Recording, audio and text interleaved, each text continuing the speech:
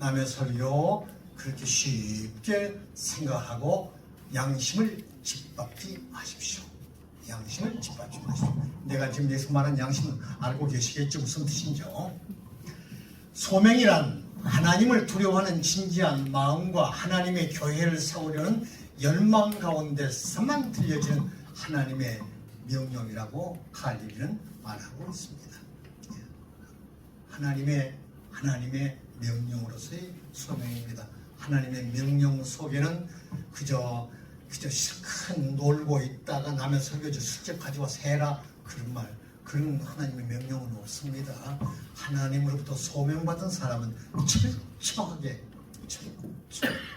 하나님 주신 양심에 부끄러움이 없도록 살아야 합니다. 이거요. 소명을 받은 자의 과거와 현재가 중생의 관역을 거쳐 분명하게 핵을 긋고 나아가야 됩니다. 이거요. 이 사명의 수행에는 자신을 부르신 성삼위 일체 되신 하나님과의 지속적인 소통이 필요합니다. 이 소통을 위해서 육적인 삶의 틀을 벗어냅니다. 세속적인 삶 속에 맛을 붙이면 상당히 어려워집니다. 그래서 소명받은 사람은 세속적인 즐거움, 세속적인 어떤 향락 끊으신 게 좋습니다. 다음이요. 종교개혁자들이 말하는 설교의 중생이란 진정한 해결을 통하여 육적인 욕구를 굴복시키고 영혼의 생동성이 차고 넘치는 걸 보여줘야 됩니다. 칼빈의 말이고요. 거듭나는 체험이 없는 목사는 일반적으로 교회에 커다란 재앙을 가져옵니다. 자신이 알지도 못하는 거룩한 삶과 알지도 못하는 하나님과의 관계, 그리고 자신이 알지도 못하고 영원히 살 수도 없는 하나님의 영광에 대해서 설교하는 것은 교회에서 끔찍한 재앙입니다. 그런 사람은 자기 마음속에 자신이 설교하는 그리스도와 은혜를 소유하지 못한 맹목상의 설교자입니다. 리처드 바스터, 이분은 바로 영국의 유명한 퓨리탄의 지도자입니다. 설교자로 부름을 받은 사람의 양심과 인품은 자신을 부르신 성삼위일체 되신 하나님과의 끊임없는 교감이 있어야 됩니다.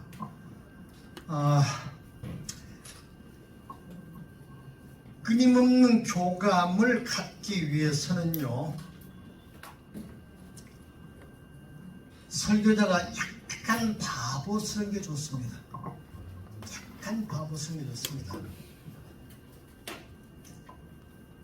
튀어나게 잘나는 것, 그거 좋은 일이죠. 그러나 결코 설교자로서 취해야 할 길은 아닙니다. 다시 말하면요, 예를 들어 드릴게요.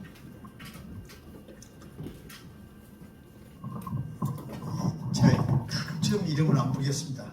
아주 큰 교회입니다.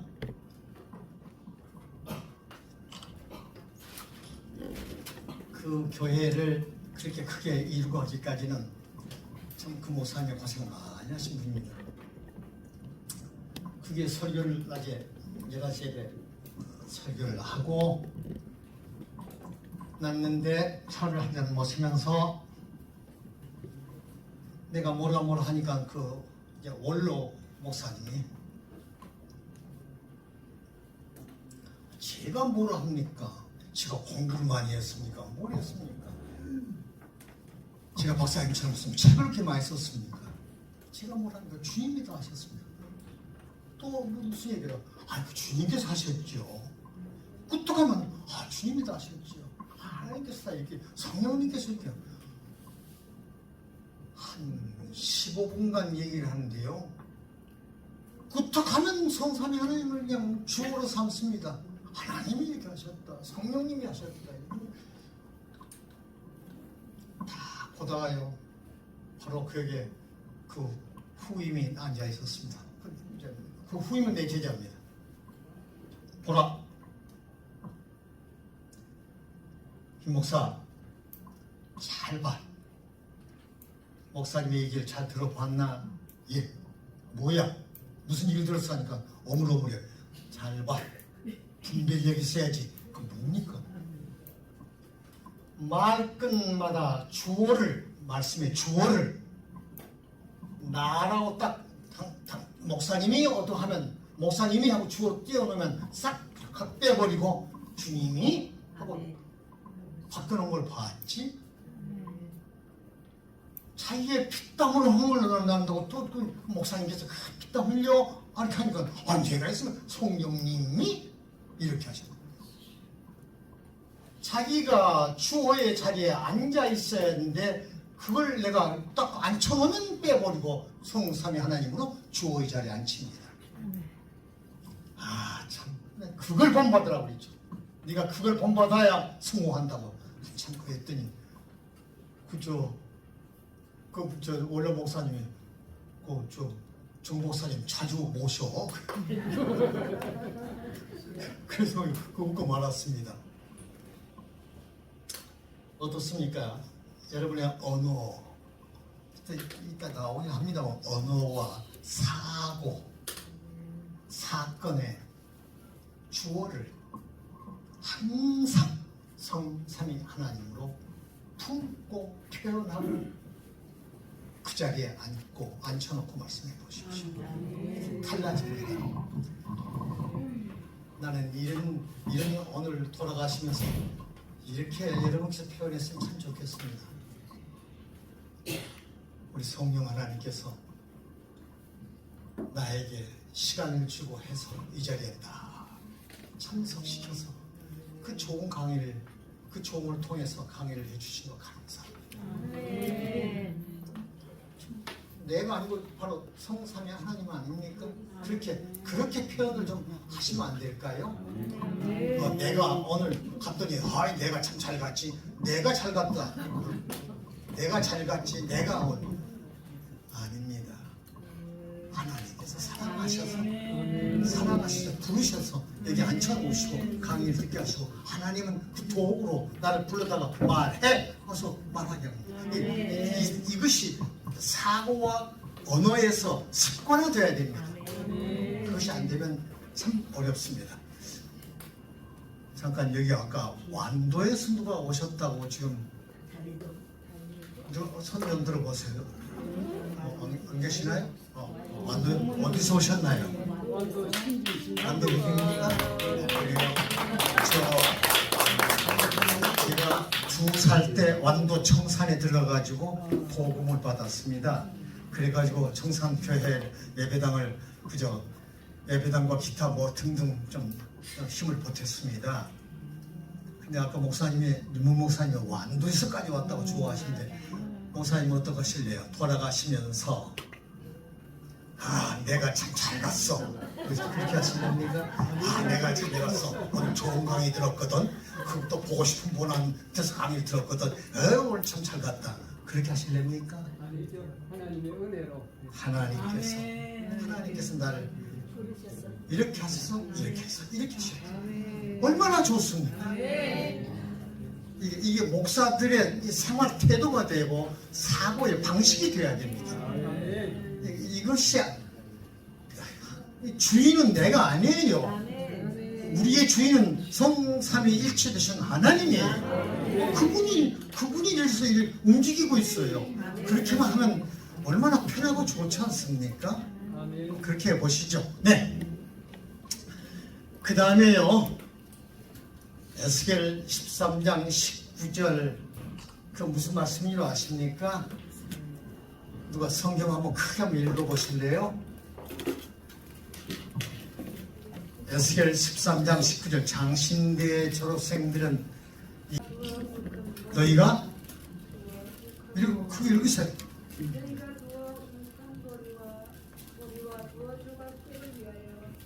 자, 다 같이 한번 읽어볼까요? 시작.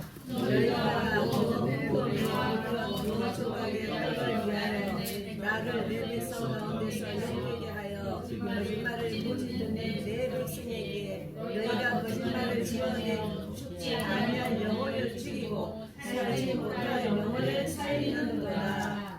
거기다 옆에다가요 에레미야 렘 14장 14절도 딱 넣어놓으세요.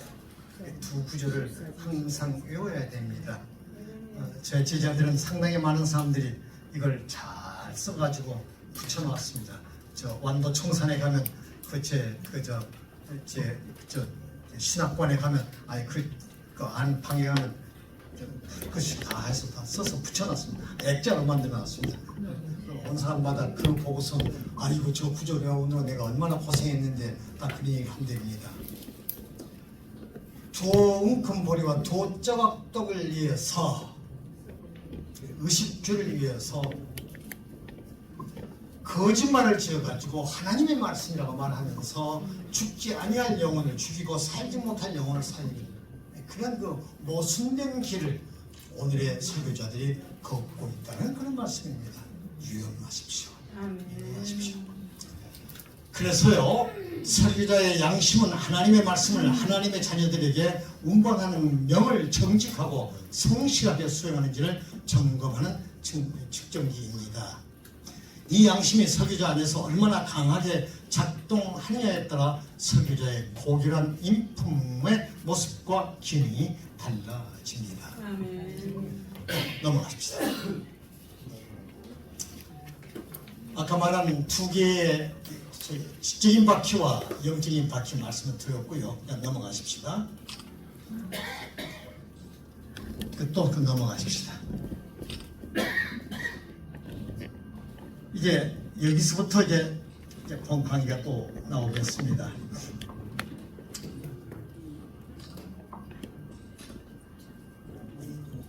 제가 지금 얼마 전에 그 발표를 했습니다만 성안문관 일념에 했습니다만 혹시 여러분께서 여기가 계신 분들이 계시면 이것이 좀 금년에 내가 4번째 기독교 출판상을 우수상을 받았습니다. 이 책이 4번째 책입니다. 설교의 신학이라는 책인데요. 여기에 보면 바로 한 챕터가 한 장이 바로 성언문관 일념과 이 설상이 나옵니다. 저게 바로 나옵니다. 좀 보시고 싶은 걸 한번 보시기 바랍니다. 어느 날입니다. 아리스토텔레스가 쓴 수사학이라는 책이 있는데요.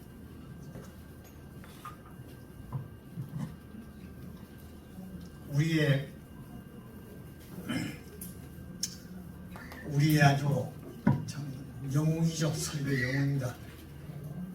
어거스틴이 수사 교수였습니다. 그러다가 이제 예수님 영접하고 소위 설교학을 최초로 가리키는 분이 바로 어거스틴입니다. 그분이 글도 바로 여기 들어 있습니다.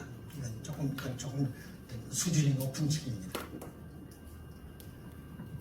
아리스토텔레스의 수사학 책을 들고 어느 주말에 시간을 좀 내가지고 조용한 데서 좀 읽어야 되겠다고 가서 읽은데 한참 읽어가다가 세 단어가 눈에 딱 띄었습니다. 하나는 이토스, 파토스, 로고스 이 세 단어입니다. 로고스는 말씀, 메시지를 말한 것이고요. 파토스는 그 메시지를 사랑하는 열정, 메시지를 듣는 사람을 사랑하는 열정이 어떤 열정적인 것을 말합니다. 그 다음에 이토스는 최고의 어떤 가치, 어떤 최고의 이념 그런 걸 말합니다. 근데 그 순간 나는 그 순간을 잊지 못합니다. 이건 내가 발견한 게 아닙니다. 성령님께서 내 지각과 내 눈을 열어주셨죠. 그때 막 쏟아진 질문입니다. 너는 설교학 교육을 시킨 데 있어서 그 이토스 가장 기본적인 최고 이념이 뭐냐? 너는 설교를 하는 데 있어서 최고 이념이 뭐냐? 이토스가 뭐냐? 막 이런 질문들이 막 쏟아져 나옵니다. 내가 책을 딱 덮보니 하나님 죄송합니다. 제가 없었습니다. 그래 열심히 책 보고 원서 보고 우리말로 옮겨가지고 와서 열심히 강의하고 가르쳤어요. 그냥 열정만 쏟았지 그런 이토스가 없이 나는 가르쳤습니다. 하나님 죄송합니다 하면서 눈물을 흘린 적이 있었습니다.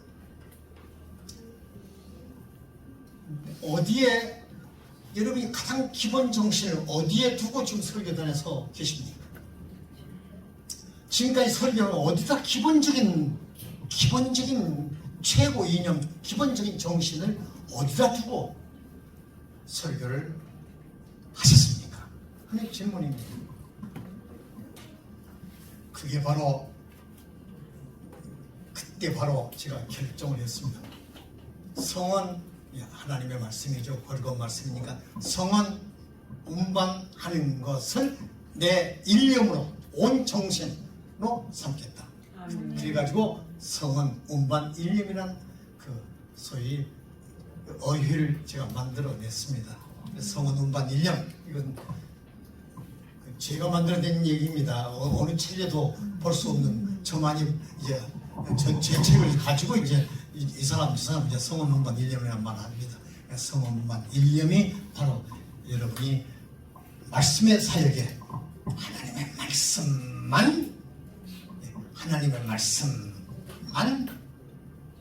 운반해 주겠다는 그 투철한 정신을 갖춰야 됩니다. 그렇지 않으면 어렵습니다. 꼭 갖추기 바랍니다. 예, 넘어갑니다. 미안합니다. 다시 하나. 예, 밑에 보십시다. 오늘의 회중들은 설교에 지쳐 있는 것이 아니라 설교는 없고 잘못 전해주고 시대착오적이며 부적절한 허튼 소리만 하는데 지쳐버렸다고 존 킬린저가 하는 말이 있습니다. 지쳐 있습니다. 많이 지쳐 있습니다.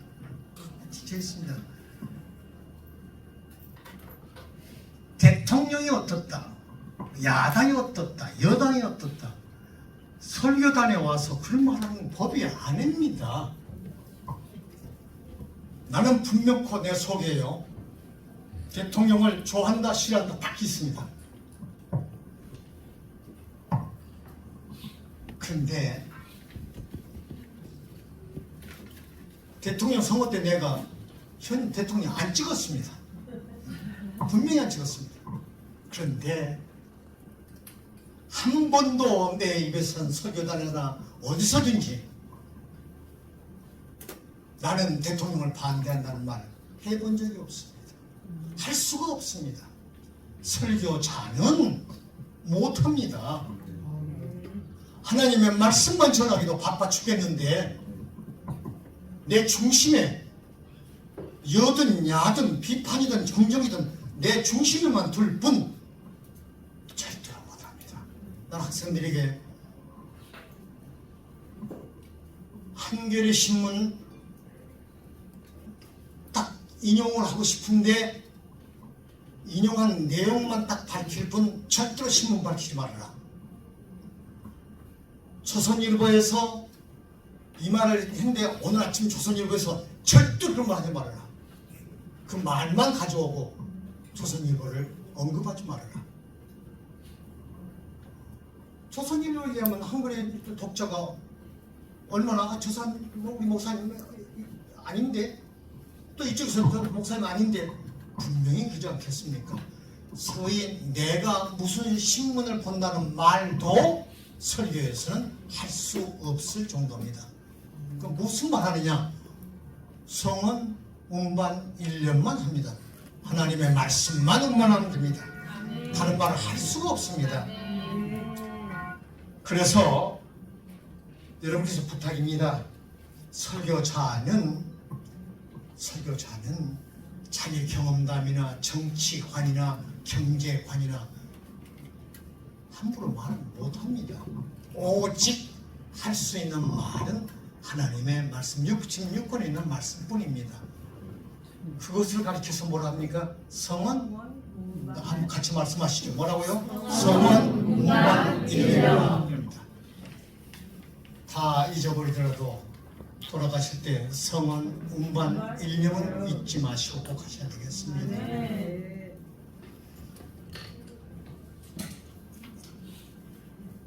다른 말씀, 뭐 철학적이고 어디 정치적이고 경제적이고 그쪽 분야는 아주 바보처럼 입을 다무십시오. 바보처럼 입을 다무십시오. 저는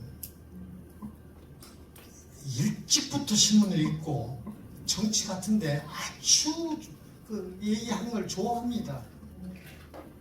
좋아하지만 내 받치질 못합니다. 왜요? 설교자는 그렇게 하면 안 되니까요.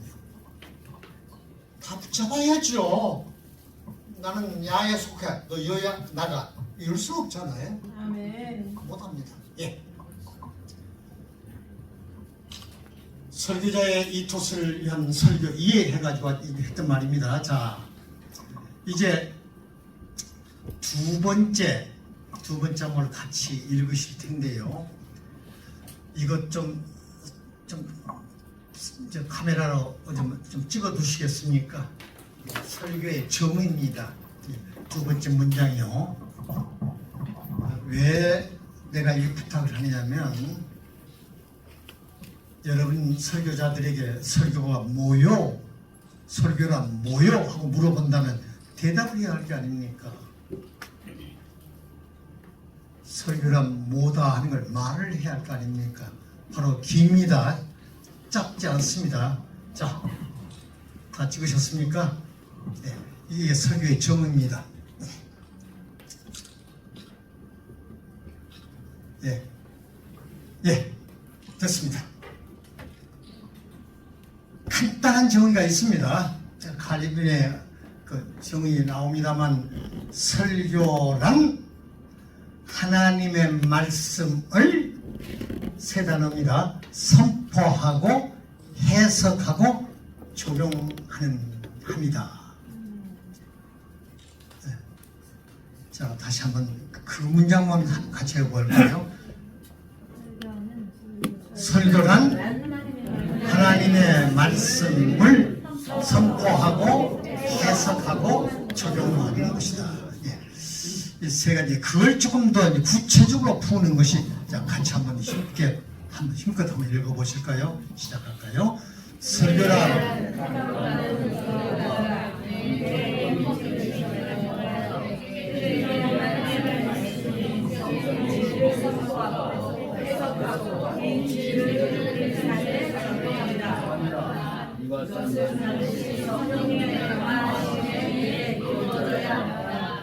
마지막 문장이 매우 중요합니다. 이것은 성령님의 감화하심에 의해서 이루어진다. 인간 단독의 설교는 없습니다. 인간 단독으로 설교할 수 없습니다. 하나님의 말씀, 66권에 있는 하나님의 말씀이 아니고서는 설교가 아닙니다. 흔히들 종교 수필이 많습니다. 종교 수필이 참 많습니다. 제가 들을만한 얘기에다가 큰 얘기해놓고 맨 마지막에 가가지고 본문의 말씀도 이렇게 하면서 몇 마디 하면 설교가 된다 생각하는데 착각입니다. 신학대학에 가면, 신학대학 채플에 가면 제일 많이 종교 수필을 듣게 됩니다. 그건 하나님의 말씀이 아닙니다. 자, 한번 설교 한 편 한번 만들어 볼까요? 누가복음 15장 탕자의 비유를 가지고 설교 한번 해볼까요?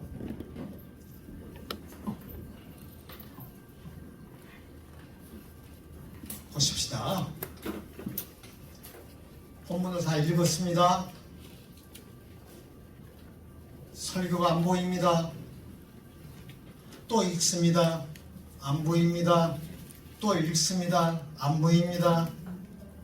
아이고 하나님 나 못하겠습니다. 말씀해 주세요. 섭씨해 주세요. 하면 얘가 탑니다. 그래도 안 떠오릅니다. 하나님, 성령님의 섭씨가 어디가 있습니까? 저한테 지금 좀 내 시간은 다 돼가는데 어떻게 하시렵니까? 예파해 보십시오. 아주 애를 펴 보십시오. 그러면 탕자가 그리고 아버지가 눈에 보입니다. 자세히 보십시오. 하나님은 탕자를 사랑한다는 얘기입니다. 하나님은 사랑하신다. 무슨 사랑입니다. 하나님의 사랑이 크게 보이지 않습니까? 사랑이 보이는데 어떤 사랑일까? 상자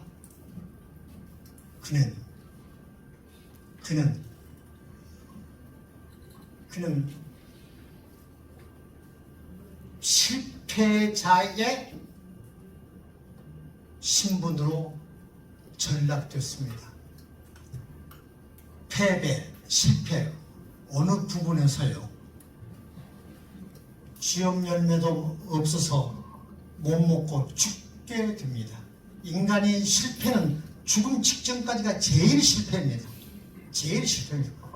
하나님은 실패자도 실패한 자식을 실패한 생명을 불쌍히 보시고 기다려 주신다. 한 가지만 가지고는 안 되겠는데 한 가지만 가지고는 안 되겠는데 한 가지만 더 있으면 하나님 잘 보십시오. 탕자가 고백을 합니다. 내가 이제 돌아가서 죄인임을 고백해야 되겠다. 그러고 와서 아버지 이제 아들이 아니고 나 죄인입니다. 하나님은 죄를 인정하고 회개하고 돌아오는 날 사랑하신다. 그 얼마나 좋습니까? 그러면 설교가 벌써 그 사실을 그대로 들려주면 됩니다. 성경에 다른 데 있는 말씀한 걸 가져와서 여기 수도 말씀 이렇게 말씀하셨고 이 죄인에 대해서 여기서 말씀하셨고 이사야서 말씀은 오라 너희 죄가 총같이 붉을지라도 눈과 같이 휘어질 것이다. 오라 나와 같이 변론하자. 지금 하나님이 기다리고 있습니다. 딱 잡히면 66권 성경에 막 말씀이 보입니다. 그래서 그 말씀만 전해도 30분이 넘습니다. 30분 모자라지요. 괜히 탈선하고 못된 짓 하다가 그저 교회 그만둔 김 집사 얘기하지 말고요. 거기까지 갈 시간이 없어요. 순수하게 말씀만 가지고 됩니다. 그래서 성은 음반 1년만 있으면 설교는 됩니다. 높은 지적인 설교 하려고 하지 마십시오. 자, 설교란 아니요. 다시 한번 합시다. 설교란 택함받은 설교자가 그 시대의 커뮤니케이션을 통하여 소통을 통하여서 회중에게 하나님의 말씀인 성경의 진리를 선포하고 해석하고 이 진리를 회중들의 삶에 적용합니다. 반드시 이것은 under dynamic of Holy Spirit 성령님의 역동적인 역사 안에서 이룩돼야 합니다. 설교에 대해서 이제 어느 경지에 들어가면요 어렵지 않아요. 성경 열심히 읽을 때마다 과거에는 통독한답시고 막 읽었는데 이제 설교를 하려고 한번 성경 많이 읽었던 사람은요 설교를 성경을 쭉쭉쭉 못 나가요. 막 설교가 막 말씀이 떠오르니까요. 그럼 메모하느라고 정신이 없어요. 설교에 미쳐버리면 제일 편합니다. 설교에 미쳐버리면 편합니다. 네, 나가십시오.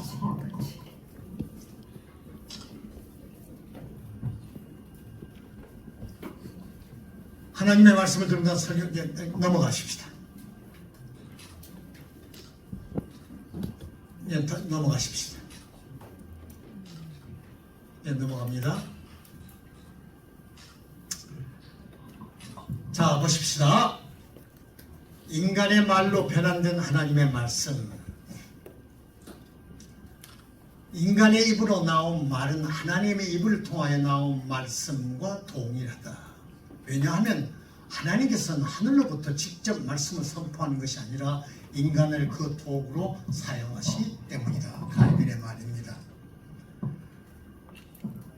하나님이 만약 나타나 직접 말씀한 뇌성병락보다 더 큰 소리인데 어떻게 감당합니까? 칼빈에 의하면 원자 폭탄보다 훨씬 세니까 인간이 존재할 수가 없습니다. 그래서 말씀의 종들을 통해서 말씀하신다는 얘기입니다. 인간을 도구로 삼아서 이 인간에게 이 한국 사람에게 한국말로 한국 사람에게 이 말씀을 전해라 하고 주신 그런 소위 부탁받은 생명들입니다. 부탁받은 생명들입니다. 인간의 말이 아니고 하나님 말이, 이 칼빈의 말입니다. 네. 설교에서 이번 말이 과연 하나님의 입으로 나온 말씀과 동일할 수 있을까? 설교자가 66권의 성경을 통하여 주신 하나님의 말씀을 전달하는 존재이기보다 자신의 말을 하나님의 말씀으로 믿게 하는 심각한 설교의 탈세입니다. 자, 예를 들어 드릴게요. 보십시다. 친구를 위하여 목숨을 버리면 이에 더 큰 사랑이 없다. 잘 지금 내가 의도한 걸 잘 파악해 보십시오. 어떻게들 설교하느냐 하면은 친구를 위해서 가진 희생을 다한 예화를 합니다. 예화를 다 한 다음에 그 다음에 하는 말이 예수님도 이렇게 말씀하셨어요. 몇 장 몇 절에 보면 이렇게 말씀했어요. 그러니까 우리도 친구를 사랑합시다 이런 얘기죠. 맞습니까? 틀립니까? 잘된 겁니까? 틀린 겁니까? 참 감이 잘 안 잡히시죠? 예, 잘 안 잡혀야 고칩니다.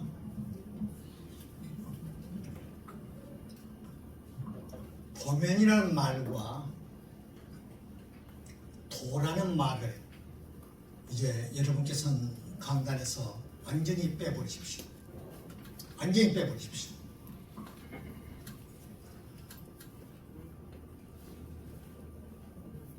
보면이란 말과 도는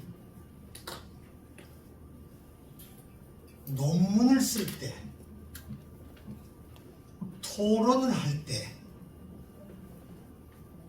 자기 말을 하고서는 각주, 노트, 참고로 제시한 거를 다시 말하면 아까 칼빈 말이 칼빈이 인간을 도구로 사용한다.